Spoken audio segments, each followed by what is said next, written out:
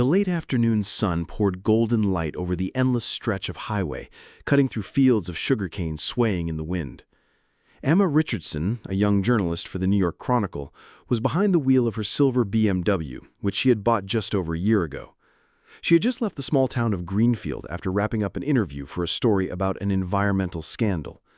Exhausted from the day, Emma longed to reach her hotel, soak in a hot bath, and leave her laptop untouched for the night. But life rarely goes according to plan. A sharp thud echoed from the front of the car, followed by a low, uneven vibration. Emma's hands tightened on the wheel as she slowed down and pulled over to the side of the road. The smell of burnt rubber seeped into the cabin. "Great," she muttered, stepping out. The front right tire was completely flat, the rubber torn open. She crouched to inspect it and quickly realized she had no idea how to change it herself. Worse still, there was no jack in the trunk. Her phone showed just one flickering bar of signal, barely enough to load a map, let alone call for help. The wind picked up, tugging at her blonde hair. The open fields around her offered no shelter, and a faint unease tightened in her chest. Dusk was falling fast. She was trying her phone again, for the third time, when she heard the low growl of an engine in the distance. A black pickup truck, old but sturdy, approached slowly. Emma's first instinct was caution. Out here, a stranger could be a blessing or trouble. The truck stopped beside her. The door opened, and a tall man stepped down. He wore a faded white t-shirt, worn jeans, and dusty leather boots. His skin was a deep, rich brown, his shoulders broad, his gaze steady but calm. He didn't step too close, simply raised a hand in greeting. "Car trouble?" he asked. Emma instinctively took a half step back, but nodded. "Flat tire, and I don't have the tools to change it." He glanced at the wheel, then back at her. "I'm Malik. I've got a farm about 2 miles from here. If you don't mind, I can help you out." She looked around.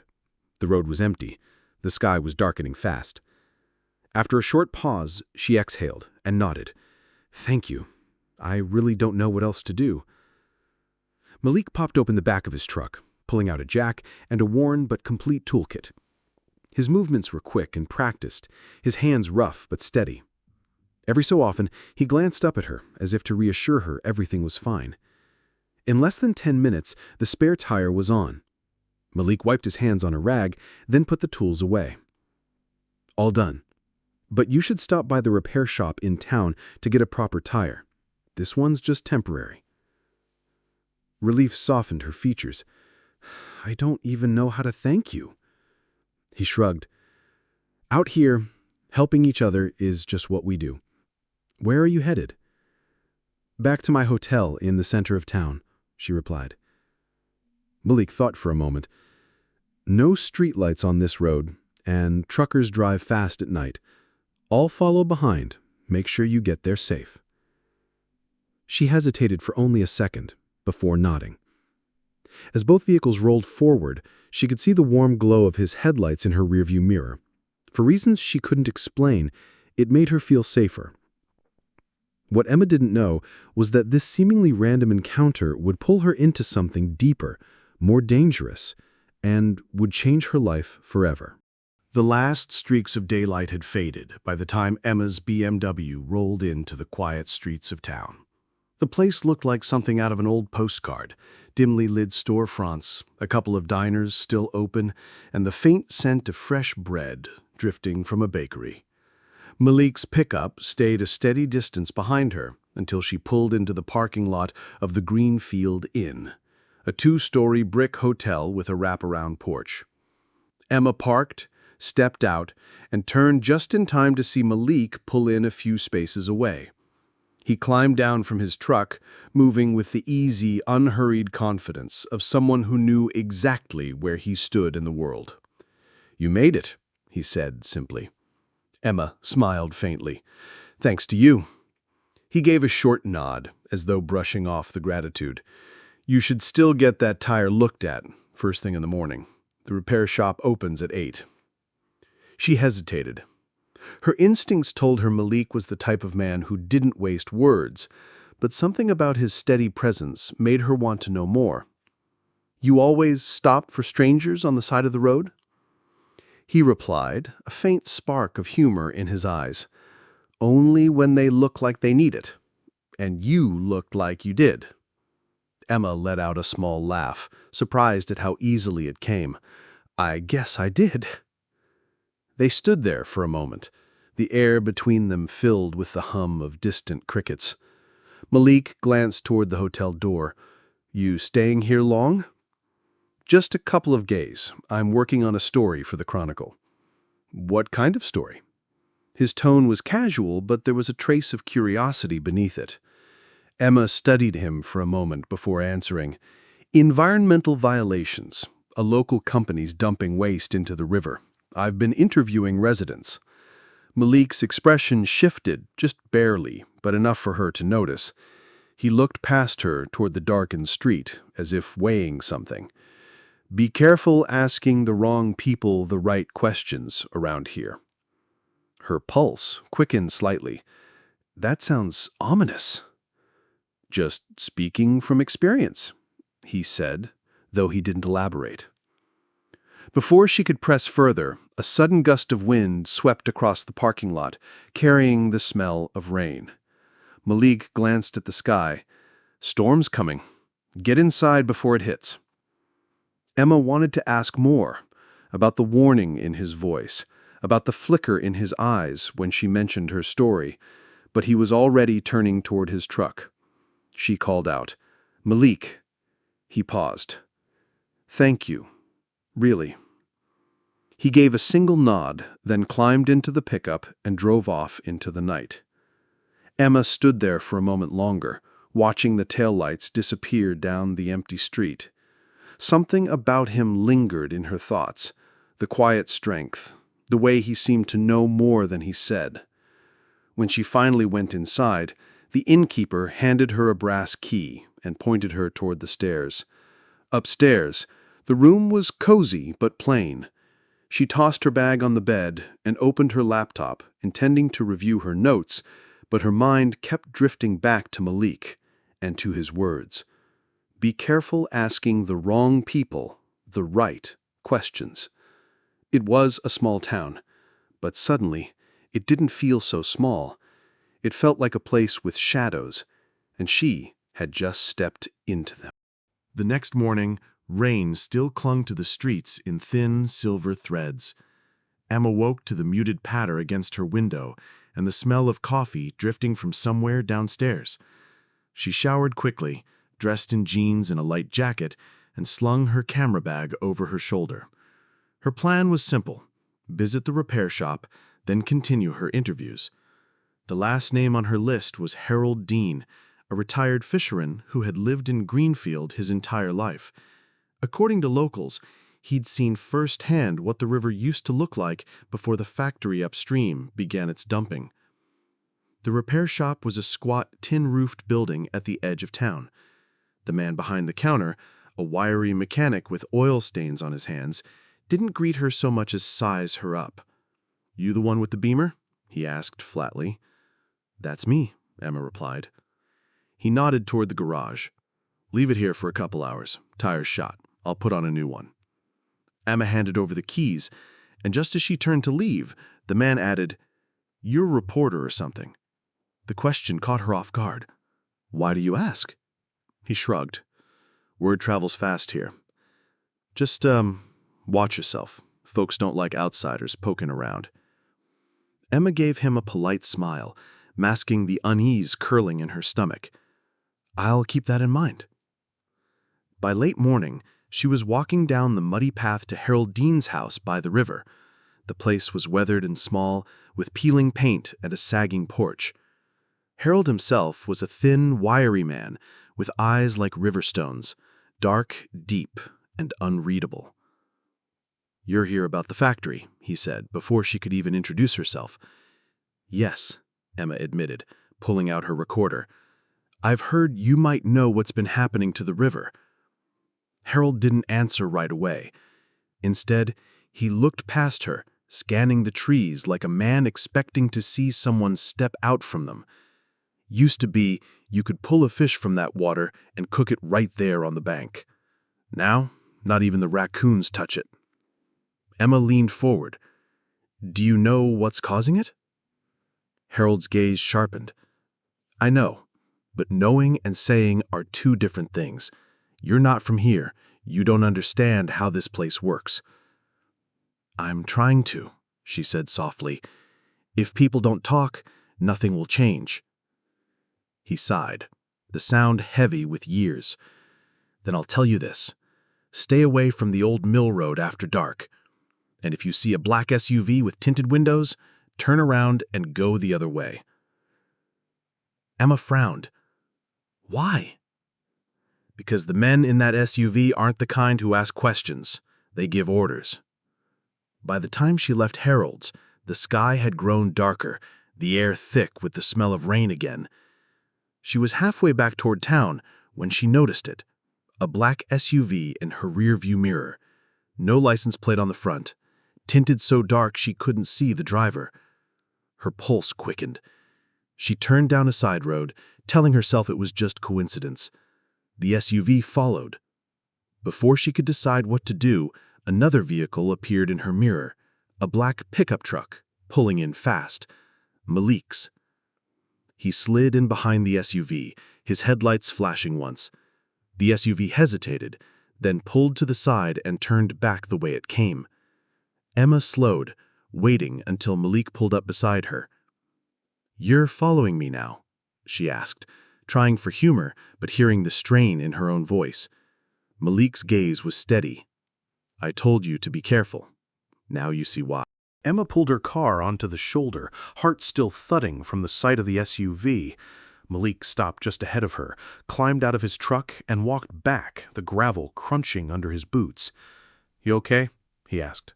Emma took a breath. I think so. But that SUV, Haroldine warned me about it. He said, they're trouble. Malik finished for her. His jaw tightened. You shouldn't be on these roads alone. She crossed her arms. I'm a reporter. Being alone comes with the job. Not in Greenfield, Malik said. Not with the people you're poking at. Emma studied him, noting the way his eyes swept the road behind her, like he was expecting the SUV to return. You know them, don't you? Malik didn't answer right away. I know the kind. They work for people who don't want questions asked, and they'll make sure you understand that. So what are you saying? I should pack up and go home? His gaze locked with hers. I'm saying you're walking into something you can't see yet.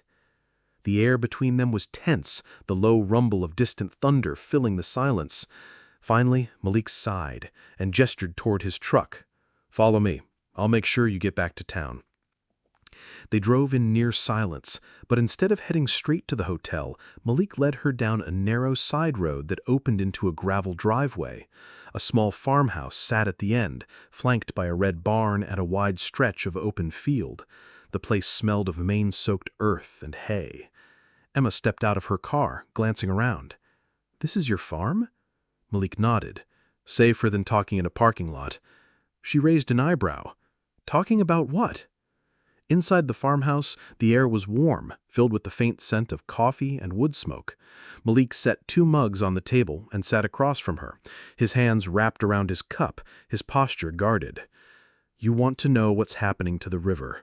The dumping isn't just about cutting costs. There's money being laundered through that factory, big money, enough that the people involved will do anything to protect it. Emma's pulse picked up. How you know this? Malik hesitated, then said, because I used to work security for one of those people. I saw things I shouldn't have, said things I shouldn't have, walked away before it got me killed. She leaned forward. And now you're just here, farming? Trying to stay out of trouble, he said simply, until you showed up asking questions. Emma swallowed. So you're saying I'm over my head? I'm saying, Malik said, his voice low, if you keep digging, you'd better be ready for what you find. A sudden pounding on the door made both of them freeze. Malik's eyes flicked toward the window, then back to her. Stay here, he murmured. Emma's heartbeat quickened as he crossed the room and opened the door just a crack. A man's voice, low and rough, carried inside. We need to talk, Malik. The storm outside broke, rain hammering against the roof as Malik stepped onto the porch and the stranger's silhouette loomed in the doorway. Rain swept sideways across the porch, wind rattling the screen door. Emma stayed frozen in her chair, straining to hear over the storm. Malik's voice was low but firm. "Not now, Daryl." The man outside stepped closer, the porch light casting his features into view. He was tall, broad, with a shaved head and a long scar cutting through his left eyebrow. His jacket was soaked, water dripping from the hem, but he didn't seem to notice. "It's not a request," Daryl said. "They're asking questions about you again." And now, his eyes shifted toward the window where Emma sat in partial shadow. "You've got company." Malik didn't move. "She's not your concern." "Anything you do is my concern," Daryl shot back, "because when you draw heat, I get burned too." Emma's pulse spiked. Whoever this man was, he wasn't here for friendly conversation. Malik's stance was calm but taut, like a wire stretched to the breaking point. Daryl leaned in. "They want to know why you're still here, Malik. You walked away, but you didn't walk far enough." "I told them I'm done," Malik said evenly. "And they don't believe you." Daryl's gaze cut toward Emma again, especially with a reporter sniffing around. Emma's stomach nodded. She rose slowly from the chair, stepping closer to the door. "If you've got something to say to me—" "Don't," Malik interrupted sharply without looking at her. His tone wasn't unkind, but it was final. For a long moment, the only sound was the rain hammering the tin roof. Then Daryl stepped back, pulling up his hood. "They'll be watching both of you now. Make sure you're ready when they come." He turned, disappearing into the storm without another word. Malik shut the door and locked it. The tension in his shoulders didn't ease. Emma stepped forward. "What the hell was that about?" "That," Malik said, pouring the words like lead, "was someone trying to warn me without saying too much, which means things are moving faster than I thought." Emma crossed her arms. "And you're just going to leave me in the dark?" "You want the truth?" Malik's gaze met hers. "If you're smart, you'll take your car, drive back to the city tonight, and forget you ever heard the name Greenfield." She shook her head. "Not happening." His jaw flexed, but there was no surprise in his eyes. "Then you better understand something. This isn't just about pollution or even corruption. The people behind that factory have blood on their hands, and if they think you're a threat, you won't see them coming." A sudden flash of headlights swept through the farmhouse windows. Malik's head turned sharply. "Stay away from the glass," he ordered. Emma's breath caught as a vehicle slowed outside. The engine idled for a moment, then roared away into the night. Malik didn't relax. "They're circling," he said quietly, "which means we've got less time than I hoped." The clock on Malik's wall read just after midnight, but Emma felt wide awake. The brief sweep of headlights outside had left her nerves raw, her skin prickling with every distant sound of the storm. Malik was moving through the house with deliberate speed, pulling down the blinds, locking the back door, and stuffing a few things into a small duffel bag. "We can't stay here," he said, his voice low but urgent. Emma followed him into the kitchen. "Why not? If they wanted to do something, wouldn't they have—" "They don't work that way," Malik cut in. "First they watch, then they make you think you're safe, then they hit you when you're off guard." He zipped the bag shut. "We leave now." Emma hesitated. "Go where?" "In somewhere they won't expect. And before you ask, no, I'm not telling you until we're in the truck." She opened her mouth to argue, then saw the tight set of his jaw. This wasn't a man trying to be mysterious. This was a man who had been here before, who knew exactly how quickly things could turn bad. They stepped out into the night, rain still falling in thin sheets. Malik's pickup sat in the driveway, its black paint slick with water. He scanned the road before opening the passenger door for her. In. Emma climbed in, the leather seat cold beneath her. Malik rounded the hood and slid into the driver's side, starting the engine with a low rumble. The headlights cut through the rain, but the road ahead felt more shadow than light. They'd barely gone a mile when Emma spotted it, headlights in the mirror. A vehicle, trailing them. Too far back to be casual, too steady to be coincidence. "Someone's behind us," she said. "I see it," Malik replied, his hands tightening on the wheel. The vehicle closed the distance, and as it drew near, the shape became clear, a black SUV. Emma's chest tightened. "That's them!" Malik's voice was calm, but his eyes flicked to the side roads ahead. "Hold on." Without warning, he veered off the main road, the truck's tires hissing against wet gravel. The SUV followed, its own lights bouncing across the uneven path. Malik pushed the truck harder, mud and water spraying up from the wheels. The narrow road wound through dense trees, branches whipping in the wind. Emma gripped the dashboard as Malik took a hard left, the truck jolting over a rut. The SUV stayed on them, its engine growling in the storm. "Where does this road go?" Emma shouted over the rain. "Nowhere they'll like." Minutes later, the trees broke into an open clearing, a stretch of old farmland bordered by a deep gully. Malik cut the headlights and swerved toward the edge, stopping just short of the drop. The SUV skidded to a halt 100 yards back, its lights glaring through the rain. For a tense moment, no one moved. Then, slowly, the SUV backed up and disappeared into the trees. Emma exhaled shakily. "They just left?" "For now," Malik said. He turned to her, his voice low. "They're not done, which means neither are we." The rain had eased by the time Malik steered the truck back onto the highway, but the tension in the cab was as heavy as the storm had been. Emma sat sideways in the passenger seat, still catching her breath from the chase. "Where are we going now?" she asked. "To someone who owes me a favor," Malik said. His gaze stayed on the road, his voice clipped. Emma studied him in the dim dashboard glow. "And this person is going to help us?" "They might, if they haven't decided I'm too much trouble." An hour later, they turned off the highway onto an unmarked dirt road. The world grew darker, the trees closing in on either side. Finally, a faint light appeared ahead, a weathered cabin tucked deep in the woods, its porch lamp casting a pale halo. Malik cut the engine. "Stay in the truck until I wave you out," he told her. "Why?" she asked. "Because I don't know how welcome we'll be." He opened his door and stepped into the cool night air. From the truck, Emma watched him walk up to the cabin.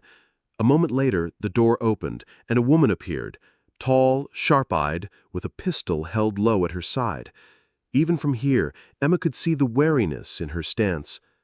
They spoke briefly, Malik's voice low, the woman's sharp and quick. At one point, she glanced toward the truck, her gaze lingering on Emma before returning to Malik. Finally, the woman lowered the pistol and nodded toward the door. Malik turned and waved Emma forward.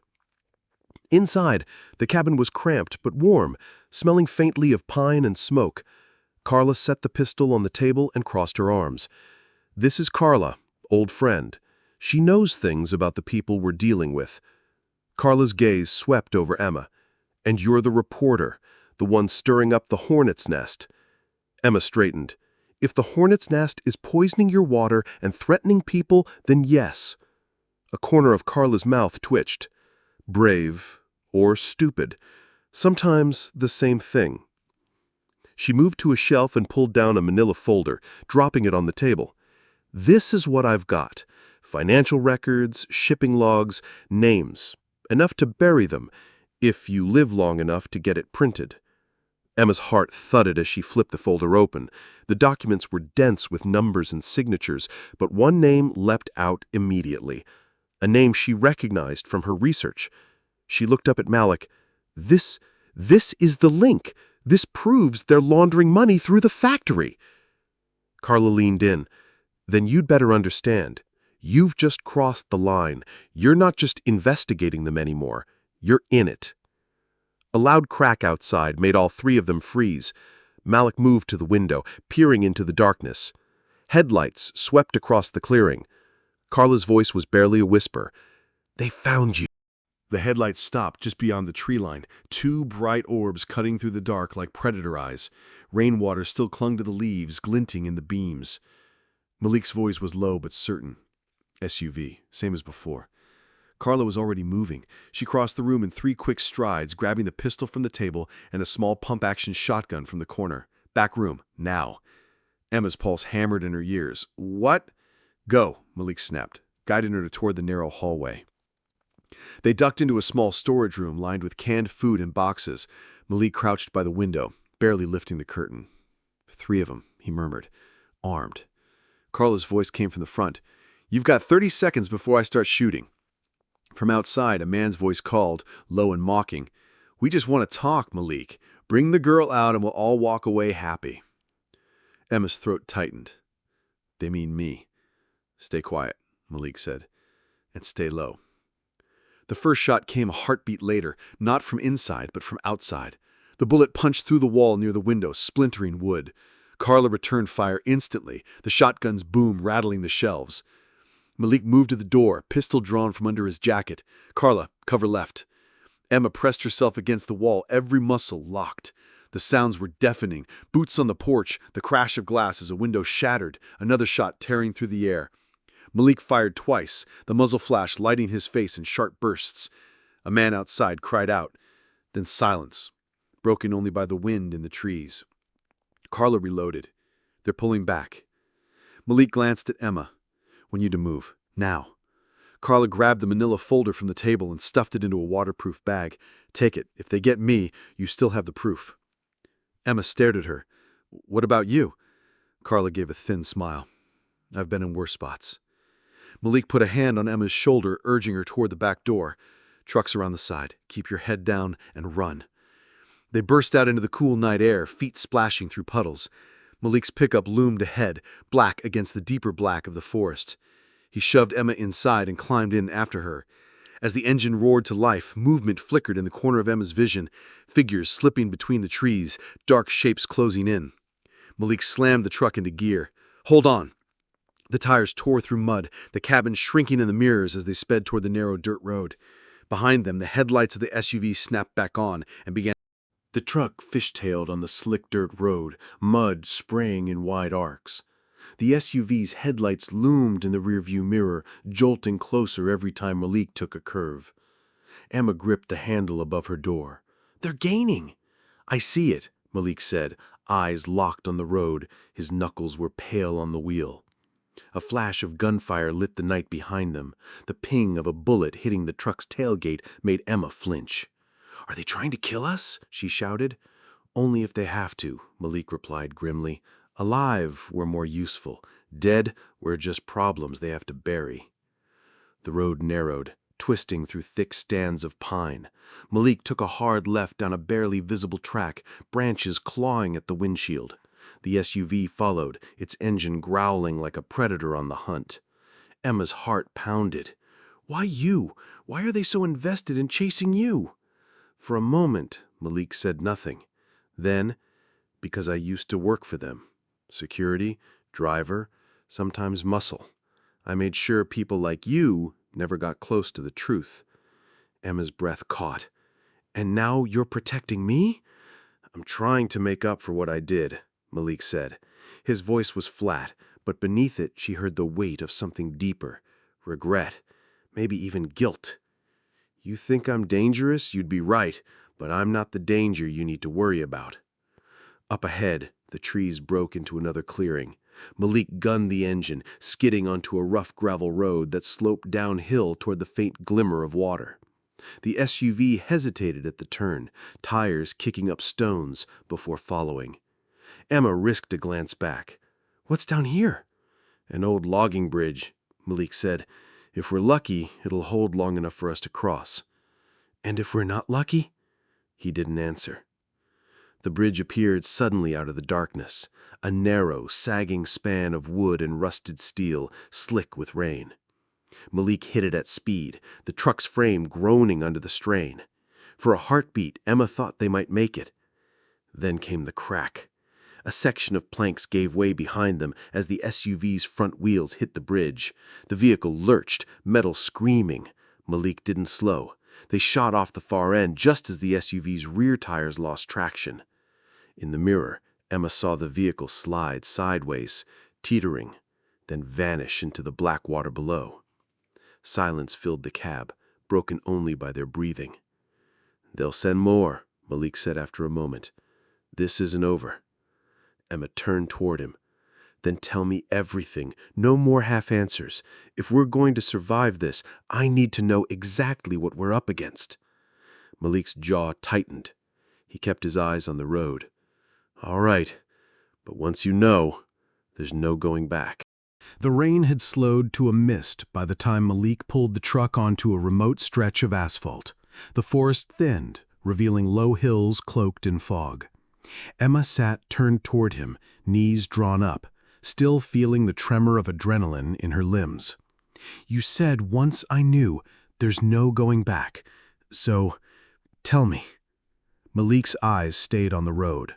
The men chasing us work for an organization called Cobalt Shore. On paper, they're a shipping company. In reality, they're moving industrial waste, highly toxic, offshore, dumping it in waters that belong to nobody, but poison everybody. Emma's stomach tightened. And the money? They hide it through property deals, fake shell corporations.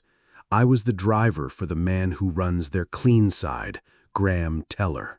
The guy's a ghost in public records, but behind closed doors, he's ruthless. Emma rubbed her arms. So they're covering up environmental crimes worth millions? Malik gave a humorless laugh. Try hundreds of millions. And you, by writing that article, just shoved your hand straight into the hornet's nest. They stopped at a gas station that looked abandoned, only 2 flickering lights and an old vending machine by the door. Malik got out to fill the tank, keeping one eye on the road behind them. Emma stepped out too, lowering her voice. "Why did you leave them?" Malik's jaw flexed. "A job went bad. I was ordered to get rid of a witness, a kid." Emma froze. "I didn't do it," Malik said, meeting her gaze. "I got him out, gave him money, a bus ticket. That was the night I knew I was done." Emma's voice was soft but steady. "They've been hunting you ever since." He nodded. "And now you're on their list too." As they drove again, Malik laid out the map in her lap. Red circles marked locations, warehouses, docks, private estates. "These are their choke points. If we hit the one here," he tapped a circle on the coast, "we can cut their supply chain.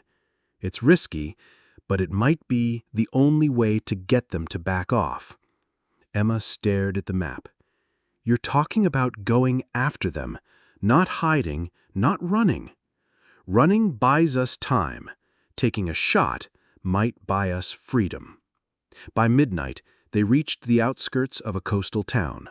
The sea was a black expanse beyond the road, waves pounding against unseen rocks.